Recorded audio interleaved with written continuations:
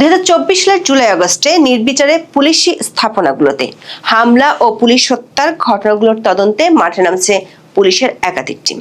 বিগত অন্তর্বর্তী সরকারের পক্ষ থেকে এসব ঘটনার তদন্তে ছিল চরম আপত্তি, কিন্তু নতুন নির্বাচিত সরকার এসব পুলিশ হত্যা ও স্থাপনায় হামলার ঘটনাগুলোর তদন্তে পুলিশের ঊর্ধ্বতন কর্তৃপক্ষকে গ্রিন সিগন্যাল দিয়েছে। গ্রিন সিগন্যাল পেয়ে পুলিশ শুরু করেছে ছায়া তদন্ত, সংগ্রহ করছে সিসিটিভির ফুটেজ ও আলামত। পুলিশের একাধিক সূত্রগুলো বলছে 2024 সালের আগস্টে থানা থেকে লুট হওয়া যেসব অস্ত্র এখনো উদ্ধার হয়নি সেগুলো উদ্ধারে মেসিভ ড্রাইভের পরিকল্পনা আছে। সাথে একই সময় কারাগার থেকে পালিয়ে যাওয়া জঙ্গি ও চিহ্নিত সন্ত্রাসীদের ধরতে বিশেষ অভিযান পরিচালনা করা হতে পারে। পুলিশের ঊর্ধ্বতন কর্তৃপক্ষ মনে করছে অন্তর্বর্তী সরকার শেষ মুহূর্তে জুলাই অভ্যুত্থানের সুরক্ষা ও দায় নির্ধারণ অধ্যাদেশ জারি করেছিল, কিন্তু সেই অধ্যাদেশে রেখে গেছে এক বিরাট ফাঁক ও প্যাচ। সেই প্যাচের মধ্য দিয়ে পুলিশ হত্যাকারীদের বিচার করা যেতে পারে বলে মনে করছেন বিশেষজ্ঞরা। বিস্তারিত জানতে চলুন যাওয়া যাক বিশ্লেষণে। 2024 সালের 20 জুলাই সারা ঢাকা শহর ছিল উত্তাল। সেদিন সকালে রায়েরবাগ এলাকায় এমন একটি ঘটনা ঘটে যা ছিল বিভৎস। টুরিস্ট পুলিশের এএসআই মোহাম্মদ মুক্তাদির মাতুয়াইলের বাসা থেকে অফিস ধরতে পল্টনের পথে রওনা হন। পথে তার পরিচয়পত্র দেখার পর একদল মানুষ তাকে পিটিয়ে হত্যা করে। এরপর মরদেহ রায়েরবাগ ফুটব্রিজে ঝুলিয়ে রাখে কয়েক ঘন্টা। একই বছরের 4 আগস্ট সন্ত্রাসী হামলায় সিরাজগঞ্জ জেলার এনায়েতপুর থানার ওসি আব্দুর রাজ্জাক সহ 15 জন পুলিশ সদস্যকে কুপিয়ে হত্যা করা হয়।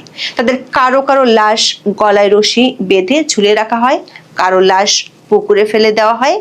এই ঘটনায় পুলিশের একজন কর্মকর্তা বাদী হয়ে একটি হত্যা মামলা দায়ের করেছিলেন, কিন্তু অন্তর্বর্তী সরকার আমলে সেই তদন্ত এক কদমও এগোয়নি। একই দিন কুমিল্লার ইলিয়াটগঞ্জ হাইওয়ে থানার এক পুলিশ সদস্য সন্ত্রাসী হামলায় নিহত হন। পরদিন 5 আগস্ট রাজধানীর যাত্রাবাড়ি থানায় হামলা করা হয়।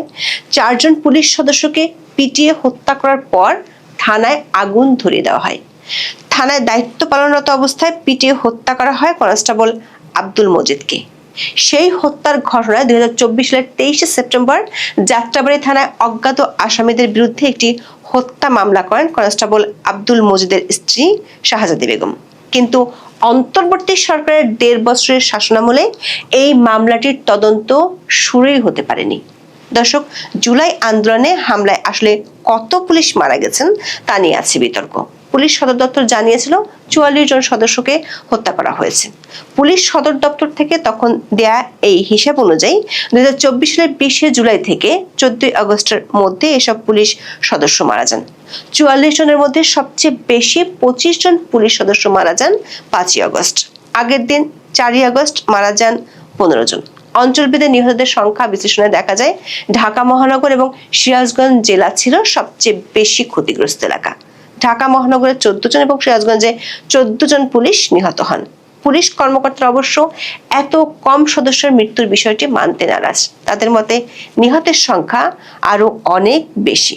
দৈনিক দেশ রূপান্তরের এক রিপোর্টে বলা হয়েছে, পুলিশ অন্তর্বর্তী সরকারের কাছে তদন্তের দাবি তুলেছিল, কিন্তু ডক্টর ইউনূসের প্রশাসন তা আমলে নেয়নি। উল্টো স্বঘোষিত পুলিশ হত্যাকারীদের দায় মুক্তি দেওয়ার জন্য বিজ্ঞপ্তি জারি করেছিল অন্তর্বর্তী সরকার। নোয়াখালীর সোনাইমুড়ি থানা পুলিশের এক কনস্টেবলকে হত্যার অভিযোগে 2024 সালের 12 অক্টোবর এক কিশোর ও 2 তরুণকে গ্রেপ্তার করেছিল পুলিশ। তারা হত্যার ঘটনায় সংশ্লিষ্টতা স্বীকার করে 164 ধারায় আদালতে জবানবন্দি দিয়েছিল। এই ঘটনায় সরকার তখনকার মিত্ররা বেশ ক্ষেপে যায়। 2 দিনের মধ্যে স্বরাষ্ট্র মন্ত্রণালয় থেকে বিজ্ঞপ্তি জারি করা হয়। 2024 সালের 15 জুলাই থেকে 8 আগস্ট পর্যন্ত জুলাই আন্দোলন সংশ্লিষ্ট ঘটনার জন্য কোনো মামলা, গ্রেপ্তার বা হয়রানি করা হবে না। তখন প্রশ্ন উঠেছিল, ওই সময় যেসব পুলিশ সদস্য হত্যাকাণ্ডের শিকার হয়েছেন তারা ন্যায় বিচার পাবেন কিনা। এছাড়া 5 আগস্ট থেকে 8 আগস্ট পর্যন্ত সারা দেশে হত্যা, লুটপাট ও অগ্নিসংযোগের ঘটনার শিকার ব্যক্তিরাও ন্যায় বিচার থেকে বঞ্চিত হয়েছেন। আন্দোলন চলাকালে সারা দেশের প্রায় 70% পুলিশ স্থাপনা হামলার শিকার হয়। পুলিশ সদর দপ্তরের তথ্য অনুযায়ী সারা দেশে মোট 639টি থানার মধ্যে 450 থেকে 460টি থানায় হামলার ঘটনা ঘটেছে। এর মধ্যে 114টি থানা ও পুলিশ ফাঁড়িতে ব্যাপক ভাঙচুর, লুটপাট এবং সরাসরি অগ্নিসংযোগ করা হয়েছে, যার ফলে পুলিশের দাপ্তরিক নথিপত্র, জব্দকৃত মালামাল এবং অবকাঠামো সম্পূর্ণ ধ্বংস হয়ে গেছে। শুধু 5ই আগস্ট ও তার পরবর্তী সময় 58টি থানায় আগুন দেওয়ার ঘটনা ঘটে। ঢাকা মহানগরে 13টি থানা মারাত্মকভাবে ক্ষতিগ্রস্ত হয়, যার ফলে রাজধানীর পুলিশিং ব্যবস্থা কয়েকদিনের জন্য সম্পূর্ণ অচল হয়ে পড়েছিল। থানা ও পুলিশ ফাঁড়িগুলোতে হামলার সময় আন্দোলনকারীদের পাশাপাশি একদল দুষ্কৃতিকারী রাষ্ট্রীয় অস্ত্রাগার থেকে বিপুল পরিমাণ আগ্নেয়াস্ত্র ও গোলাবারুদ লুট করে। এই লুণ্ঠিত অস্ত্রগুলো পরবর্তী সময়ে অপরাধমূলক কর্মকাণ্ডে ব্যবহৃত হওয়ার আশঙ্কা থাকায় তা জাতীয় নিরাপত্তার জন্য এক দীর্ঘমেয়াদী সংকটের সৃষ্টি করেছে। পুলিশ সদর দপ্তরের সবশেষ পরিসংখ্যান অনুযায়ী সারা দেশের বিভিন্ন স্থাপনা থেকে 5,753টি থেকে 5,829টি পর্যন্ত আগ্নেয়াস্ত্র লুট করা হয়েছিল। এর মধ্যে ঢাকা মহানগর থেকে লুট হয়েছে 1,217টি এবং ঢাকার বাইরে থেকে 5,749টি অস্ত্র লুট হওয়ার প্রাথমিক তথ্য পাওয়া যায়। তথ্য মতে লুট হওয়া আগ্নেয়াস্ত্রের প্রায় 35% এবং গোলাবারুদের 52% এখনো উদ্ধার করা সম্ভব হয়নি। বিশেষ করে অত্যাধুনিক চাইনিজ রাইফেল, এসএমজি এবং শটগানগুলো এখনো অপরাধীদের হাতে থাকার আশঙ্কা করা হচ্ছে, যা নিয়ে নিরাপত্তা বিশ্লেষকগণ গভীর উদ্বেগ প্রকাশ করেছেন।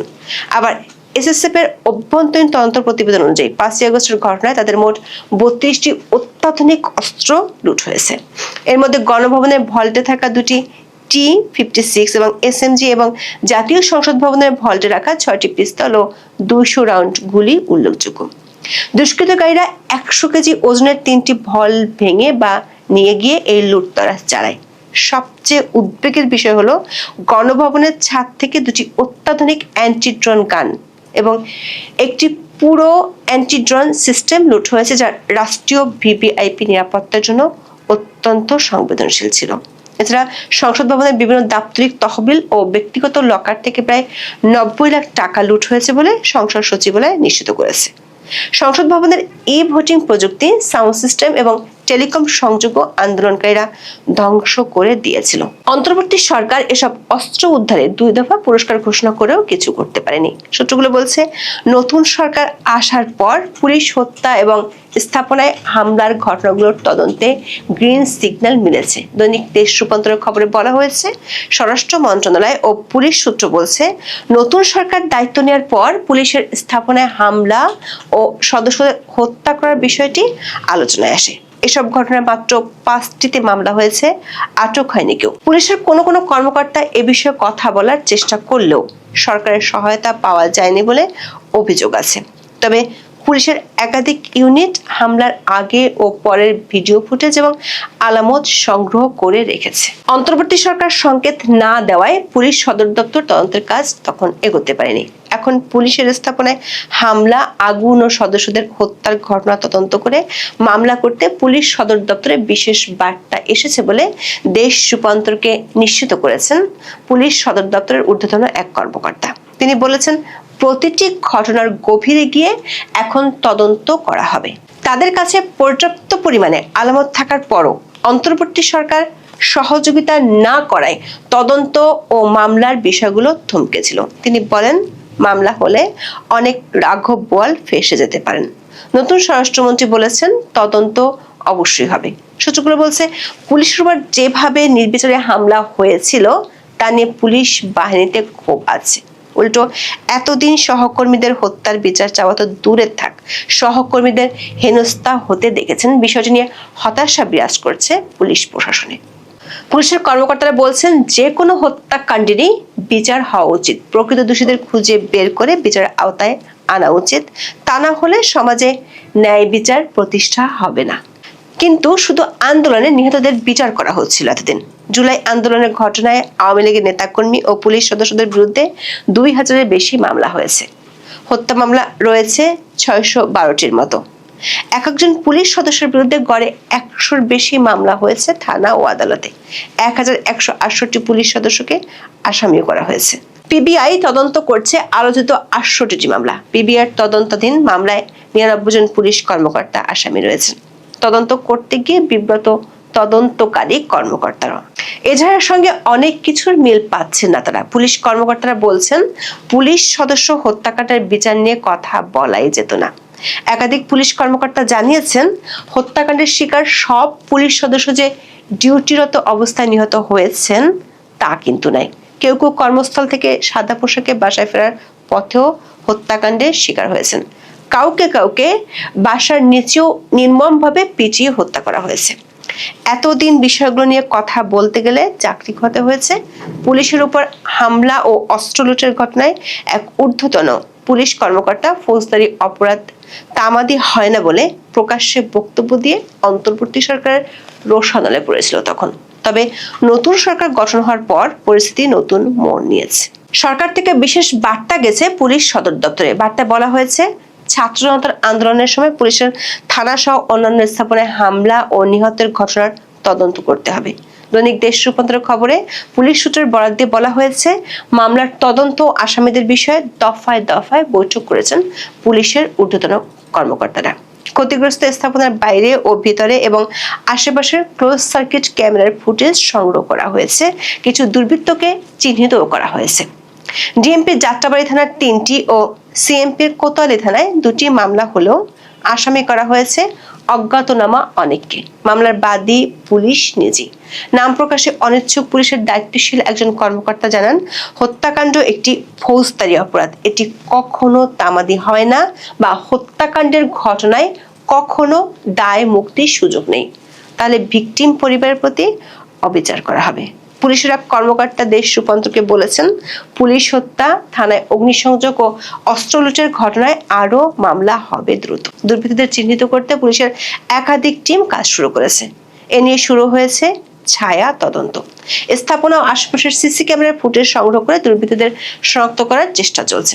শিক্ষার্থী ও নিরীহ লোকদের হত্যা করার বিষয়ে মামলা হয়েছে, তবে বেশিরভাগ মামলায় নিরীহ লোকজনকে আসামি করা হয়েছে। এখন পুলিশ নতুন করে তদন্ত করছে। নতুন সরকারের কাছ থেকেও বিশেষ নির্দেশনা পেয়েছে পুলিশ। পুলিশের সূত্রগুলো বলছে, জুলাই আন্দোলনে 158 জন সমন্বয়ক ছিল। এদের মধ্যে কেউ কেউ প্রকাশ্যে পুলিশের উপর হামলা এবং থানা পুরানোর কথা স্বীকার করেছে। যেমন 2024 সালের অক্টোবরে বৈষম্য বিরোধী ছাত্র আন্দোলনের অন্যতম সমন্বয়ক হাসিবুল ইসলাম প্রকাশ্যে টেলিভিশন টক শোতে বলেছিলেন, যদি মেট্রো রেলে আগুন না দেওয়া হতো, যদি পুলিশদের না মারা হতো, তাহলে এই বিপ্লবটা এত সহজে অর্জিত হতো না। ফ্যাসিবাদের পতন নিশ্চিত করা যেত না। গত জানুয়ারিতে বানিয়াচং থানা জ্বালিয়েছি, এসআই সন্তোষকে পুড়িয়েছি বলে ওসিকে হুমকি দেন মাহাদি হাসান। তখন পুলিশ তাকে আটক করলেও অন্তর্বর্তী সরকার তার জামিনের নির্দেশ দিলে অসহায় পুলিশের কিছুই করার ছিল না।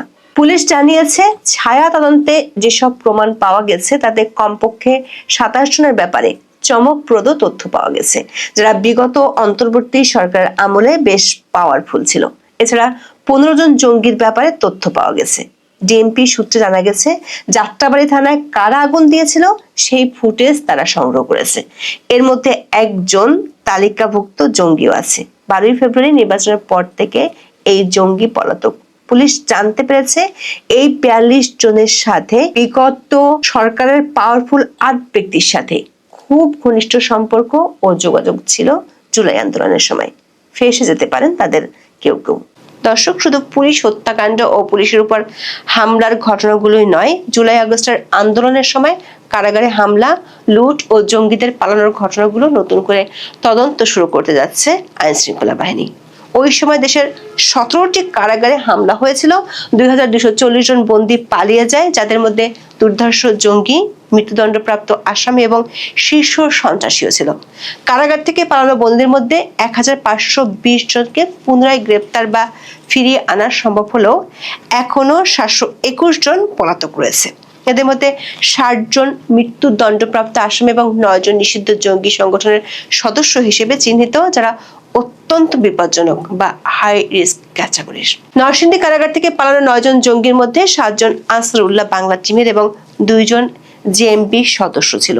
এদের মধ্যে ফারুক আহমেদ নামক এক জঙ্গিকে পুনরায় গ্রেপ্তার করা গেলেও বাকিদের একটি বড় অংশ এখনো অধরা। কাশিমপুর হাই সিকিউরিটি কারাগার থেকে পালানো বন্দীদের মধ্যে জঙ্গি ও দুর্ধর্ষ সন্ত্রাসীদের সংখ্যা ছিল বেশি। এসব জঙ্গিদের ধরতে নতুন করে অভিযান শুরু করেছে পুলিশ। পুরাতন কয়েকজন জঙ্গিকে নতুন করে রিমান্ডে আনা হচ্ছে। দর্শক, অন্তর্বর্তী সরকার শেষ মুহূর্তে গত 25শে জানুয়ারি জুলাই অভ্যুত্থান সুরক্ষা ও দায় নির্ধারণ অধ্যাদেশ জারি করেছিল। আইন বিশেষজ্ঞরা বলছেন, এই অধ্যাদেশে থানা পুলিশের উপর আক্রমণকে বলা হয়েছে বিশৃঙ্খল পরিস্থিতির অপরাধমূলক অপব্যবহার, যার অর্থ রাজনৈতিক প্রতিরোধের পরিবর্তে সংকীর্ণ ও ব্যক্তিগত স্বার্থে সংগঠিত হত্যাকাণ্ড। এই ধারার বলেই পুলিশ হত্যাকারীদের বিচার সম্ভব বলে মনে করেন বিশেষজ্ঞরা। আওয়ামী লীগও দেখেন বিএনপিতে যারা নিষ্ক্রিয় ছিল তাদের ব্যাপারে কিন্তু ঘাটাইতো না, কারণ হাজার হাজার নেতা কর্মী কারাগারে রাখা বছরের পর বছর অর্থহীন। তো এখন হয়তো রাজনৈতিক সরকারও সেই দৃষ্টিভঙ্গি নিয়েছে। এই মুহূর্তের তাজা খবর হচ্ছে, জুলাই আগস্ট হত্যাযজ্ঞের মামলায় সাবেক এমপি আব্দুর রহমান বদিকে হাইকোর্টের জামিন।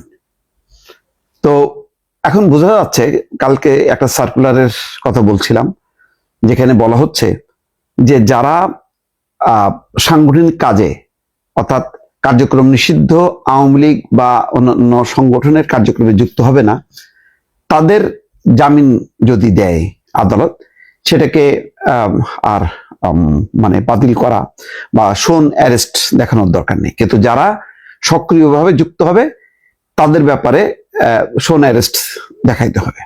তো জানি না তার ধারাবাহিকতায় কিনা যে এমপি আব্দুর রহমান বদিকে জামিন দিল, এটা হইতে পারে। এই প্রক্রিয়ায় যেহেতু একটা সার্কুলার পুলিশ দপ্তর মানে বিভিন্ন জায়গায় পাঠিয়েছে, সেই অনুযায়ী হয়তো তাকে শোন অ্যারেস্ট নাও দেখাতে পারে। আবার হাইকোর্টের এই জামিন আবার নাকচও হতে পারে।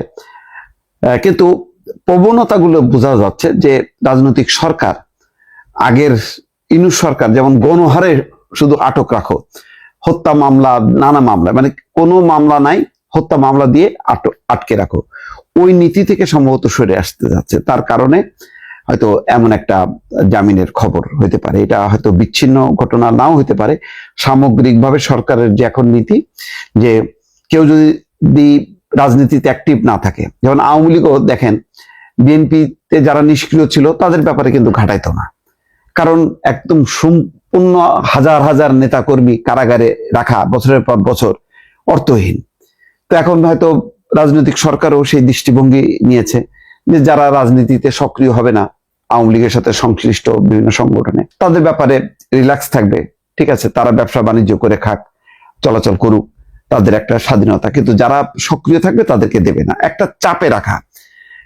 সেই নীতিটার অংশ হিসেবেই গতকালকেই সার্কুলার হলো। আজকে দেখা যাচ্ছে যে সাবেক এমপি আব্দুর রহমান বদিকে হাইকোর্টে জামিন দিচ্ছে। এবং একটা গুরুত্বপূর্ণ জায়গায় আব্দুর রহমান বদি, যে কক্সবাজারের যেই অঞ্চলে স্বরাষ্ট্রমন্ত্রী হচ্ছে সালাউদ্দিন আহমেদ তিনি নিজে, সুতরাং এটার একটা গুরুত্ব থাকবে, রাজনৈতিক ব্যাখ্যাও থাকবে। এটা হয়তো রাজনৈতিক অঙ্গনে একটা চাঞ্চল্য তৈরি হতে পারে।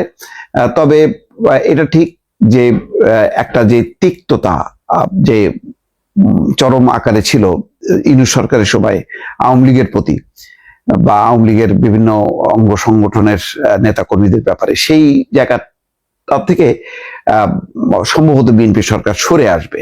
কারণ এই মুহূর্তে বিএনপি সরকারের সামনে চ্যালেঞ্জ কিন্তু আওয়ামী লীগ না, চ্যালেঞ্জ হচ্ছে জামাত, এনসিপি।